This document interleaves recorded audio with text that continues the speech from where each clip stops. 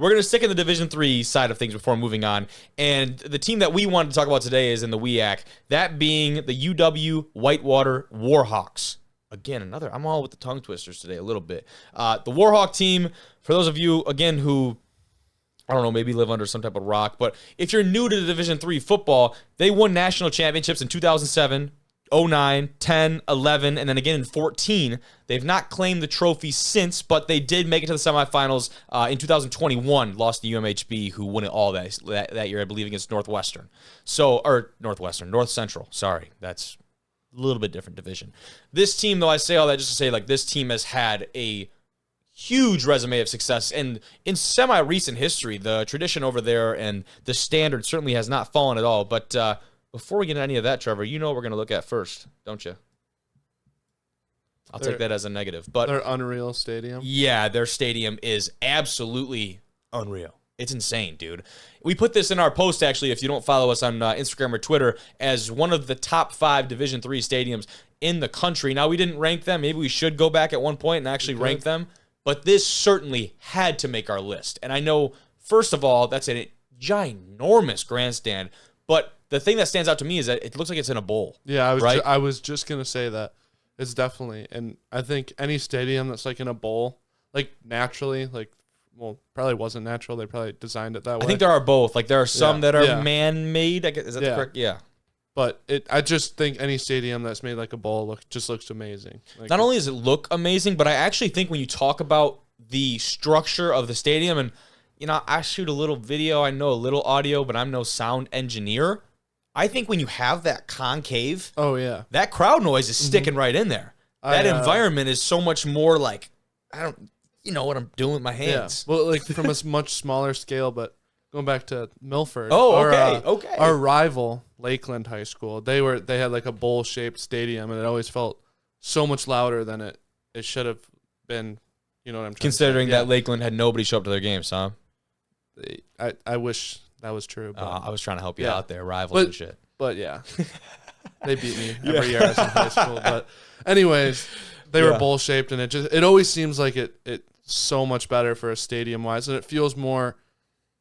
Yeah, what's the word? We're both missing it right now. We are. Like it's almost intimate. It's almost like you're more in the moment. Yeah. Okay. We roll with that. Yeah. Maybe. We need a better word, but we do. But their stadium, I mean, Bull's good. Dude. Bull is good. And Trevor, we had the aerial shot. I have one shot from the field. Oh my goodness. Those stands are huge. They really are. Nice little press box up there, right up top, 34 conference championships. Looks like that top level, there's some press, but also you have kind of those, there might even be some suite type deal on the top right there. I'm not sure what's going on, but when you talk about just an absolute quantity of fans and just turnout at games, I have to imagine this is one of their better ones from one of those seasons where they were making a run to the Natty. Oh my goodness, man. Division III, D2, D1, I don't care. That is a turnout. That's really impressive. I love that, dude. I love it. But we can continue. We always start with the facilities because I think that's a fun thing to just start with. And when you go to Whitewater, the facilities speak for themselves. That is the locker room. Look how open it is. Like, at Division III University. It's incredible. Yeah. Holy shit. I don't even know what to say. Like, like you said, it's extremely open. Yeah. The actual, like, just the art, the graphics. They have natural sunlight in it appears. I was about to say, like, I wasn't going to say the sunlight, but the planning, right? Yeah. Like, the planning of just, like, the space itself. You could tell that this was definitely a predetermined thing. Now, the one thing I will point out is, homie in the middle of the screen there, this is a long exposure picture, and it looks like he walked in front of the camera at the wrong time. So he's got, like, a little apparition in front of the... Do you see that? I didn't even notice that at first. That's funny. So the way that works with cameras, I'll school everyone here a little bit, is that when you press a camera button and hear that click, that's actually the shutter closing on the camera. And so that's how long the shutter is open is how much light is let into the actual sensor. In a long exposure picture, that shutter stays open for a longer period of time. And what happens if you move around in that is that you get motion blur like crazy. Or in this case, it was open for so long that dude just walked in front of the camera at the wrong time. I'm really surprised this made its way onto the internet. And dude didn't just retake the shot. Or they have a friendly ghost in their locker room. Or this wasn't a long exposure. I'm a phony, and that is, I don't know, Wally the Warhawk. Yep. That's definitely not his name. I don't know his name. I don't know the mascot's name. Wally. Just made it up on the fly. Okay, I kind of did. But even better than I have, if I can get the audio off it here, even better than pictures. What does it more justice than a couple photos of the facilities? We got a little bit of a tour here of the Whitewater facilities because why not, basically, right? And I will pull this up right now because there are some really good little bits in this video, and I wanted us just to take a look at it before we talk a little bit more about their stats. Trevor, first of all, hell of a drone shot right there. Pound the rock coming out to the field, absolutely sick. That is their head coach of the university. Whoever's on the drone, by the way, kudos. I mean, those shots are awesome. I like their uniforms, too, by the way. Yeah. Crisp, pretty simple. Yeah. Purple does clash a little bit, helmet to jersey, a little bit different. Man, that another view at that stand, dude. Just incredible. This is a sweet video. They knock it out of the park over there at Whitewater, man. By the way, interview with all the trophies in the background. Oh, now panning to the trophy. Now we just go right to it. Hey, why not? If you win all of them, I'd be putting them in an interview too. Now we get into some of the facilities here, and you're going to see, like, this place, I'm not going to say does it like no other, but damn close, dude. I don't know a lot of teams at this level that have this dedication to their facilities, everything down to even the meeting rooms here. Like, the fact that there's football helmets in there shows you, like, this is a football dedicated meeting room. Yeah. Which is really sick. Did that say Shark Tank? Yeah. Did you, did you see Shark that? Don't know what that means, but I don't know. There you go, dude. Look, I'm just impressed about how big it is. Like, we're going to rewind that. That locker room is spectacular. How many kids they got on this damn team? That's so sick. Oh, my God. Wow. Oh, whoa. What is it? We got, are those massage chairs? They're just like comfy. They just look comfy spots. They might just be comfy spots. Either way, man. Look at that. That is something special.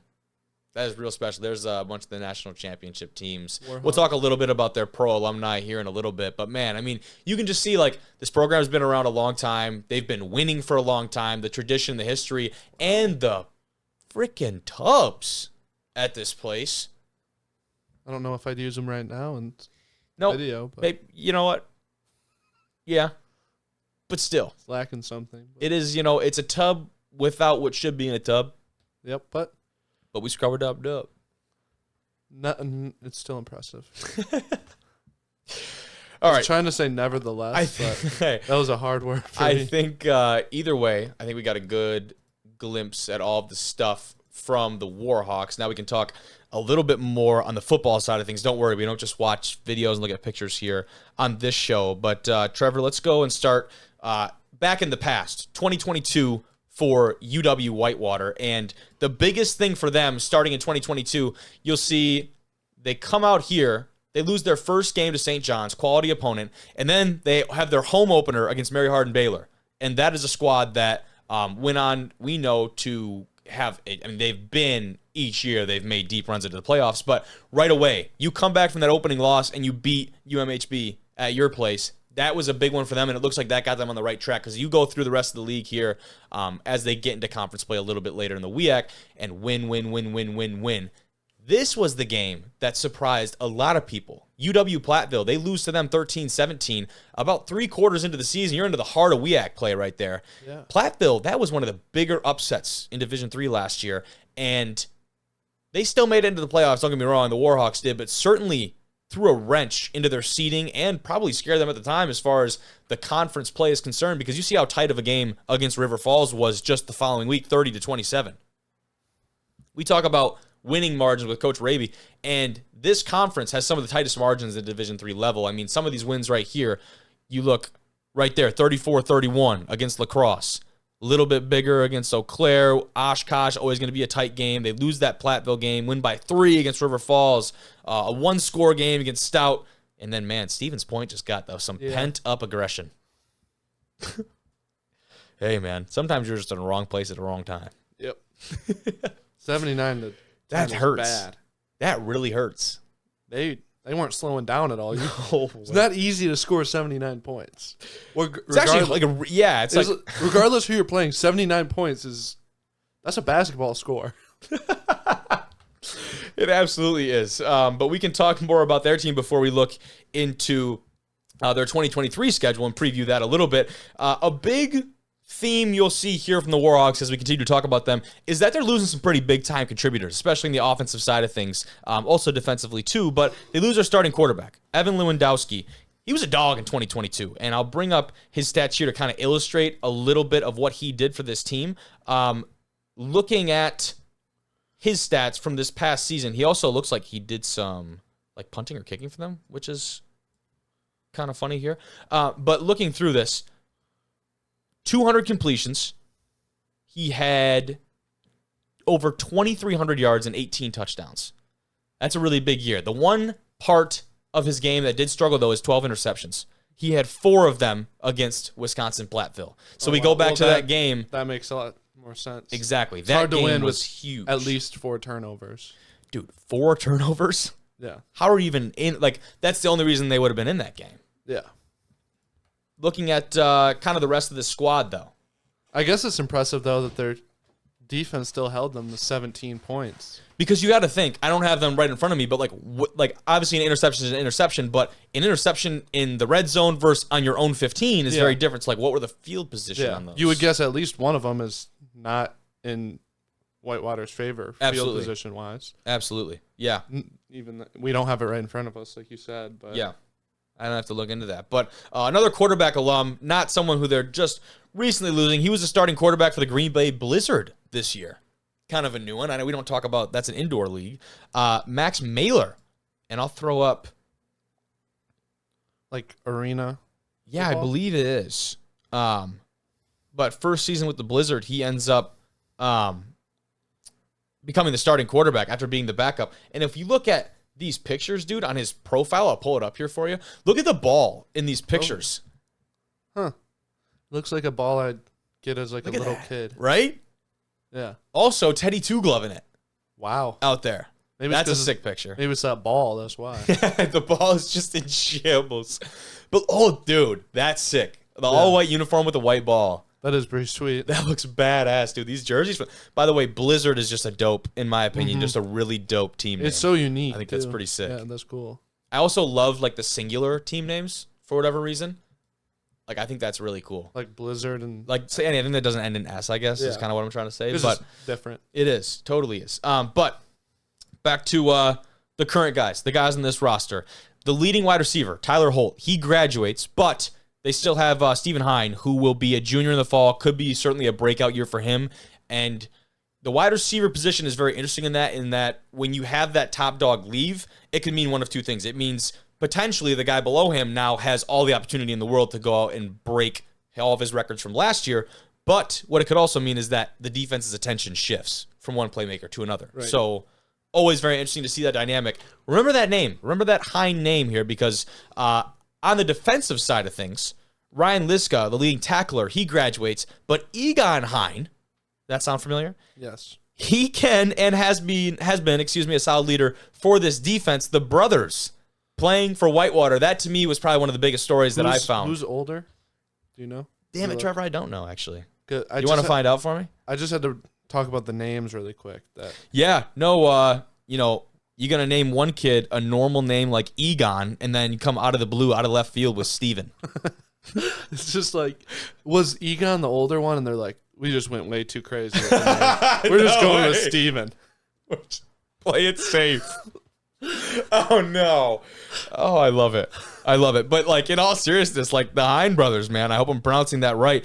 They are going to be filling some big shoes on either side of the ball this year. You could have a Hine brother leading the offense and leading the defense in their respective positions. And I think that was kind of one of the biggest stories for me. That's something we're certainly going to follow as far as the D3 football scene goes. Because, I mean, that's just awesome. How many times in sports do you have that? In 2022, actually, Whitewater had 4 brother duos that played on the same team together in their respective sports. They had 2 wrestlers, the Fortugnos.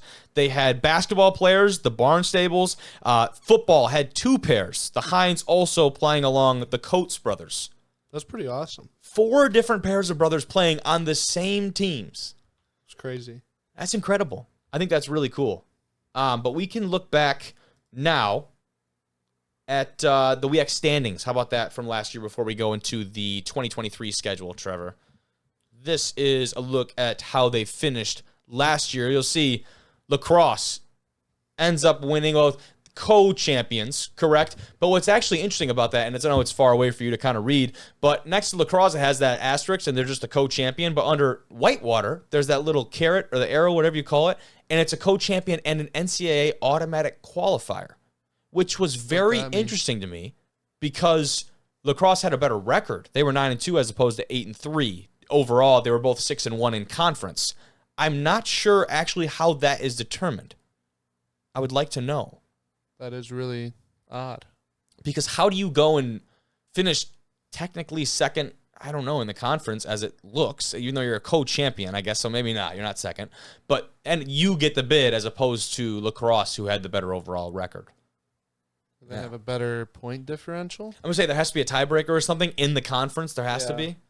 And then, so just kind of interesting there. It was a kind of a note that I wanted to touch on. But finally, for the Warhawks, the 2023 schedule for them has been released, as have, I hope most of college football, because we're starting the season here pretty damn shortly. We can take a look at that before we move on. And the first 3 games, pretty similar to last year's slate, except they do open at John Carroll. Their home openers against St. John's. And that St. John game, I mean, really. They lost to St. John's last year, right? They did. You look at week 2 through 6, that is a gauntlet. That really is an absolute gauntlet for the Warhawks. It's the top other 3 teams in the WIAC. I'm saying that right, correct? I think so. We'll probably get ripped for it, but I'm saying WIAC, so let's just both run with it. Okay, WIAC. But those are We're GLIAC boys over here. Those are the 3 other teams that are contenders, I'd say. I would totally agree with that. Lacrosse being the obvious one. River Falls is certainly up there. They have some hype around them. And Oshkosh, I just think it's been really solid through the last couple of years. No shots at Stout, Eau Claire, or Platteville, who obviously got the best of them last year. Yeah. But, yeah, I mean, that week, 2 through 6 right there, that is an absolute gauntlet. Not to take anything away from John Carroll. John Carroll actually, I believe, made our top 25 preseason rankings with the College Football Network. They're going to be a squad, not a conference game for them. That is going to be a tough one. So it's going to be a big test, really. They're 1 through what, 6? 7. Their first 6? 2, 4. Yeah, 6. Yeah. Holy shit, man. I'm saying it's a test, but I'm like, if you don't win them, or at least most of them, you're not going to the playoffs. Ain't no test. You failed the test. You don't it's advance. Not just the test. That's your season. It is. So, I mean, that's 6 games, too. It's a big bulk of it. But, I mean, looking at this record, that was my biggest takeaway, is that you have 3 really quality out-of-conference opponents. In Division 3, they might have the toughest schedule in all I would of Division certainly 3. throw them in that category because being in the WIAC, you're already in the conversation. And then your 3 out-of-conference are really UMHB, St. John's, and John Carroll, man. And I think we've talked about it a lot on this show, but when you have a solid program, a great sign of a program that knows they're going to be good is when you schedule these tough-ass out-of-conference games. You don't schedule those games if you know you're going to go in there and get your ass kicked and walk out of there with your tail between your legs. Right. Absolutely not. So I take that into account when I look at these schedules because coaches have a good sense, more than anyone, of how the team is going to perform this year. You go out and schedule these kind of games when you know you're going to be in and win those kind of games. You schedule those back to back to back. Really impressive. So we talked about that first 6. They round that out. A couple home games here against Stout, Platteville, Stevens Point, and Eau Claire to close things out. And again, no shots taken at these squads. Those are the 4 lightest teams on their schedule, back to back to back to back. It certainly won't be a bye week into the playoffs, but this team, assuming they make it out of that gauntlet, should be coasting into round 1. I'm sorry, but who decided the schedule, though? That's a great question. I mean, if I was Whitewater, I'd want to space it out a little, maybe. Yeah. That'd be like us being like, give me Grand Valley, Ferris, Davenport, Sac. Wait a minute, we have done that. Yeah. Hold on a second. Wait a minute, that sounds really familiar, doesn't it? Oh, but seriously, kudos to them. I'm very excited to see what they do this year because that schedule, man, if anyone's going to do it, it's Whitewater.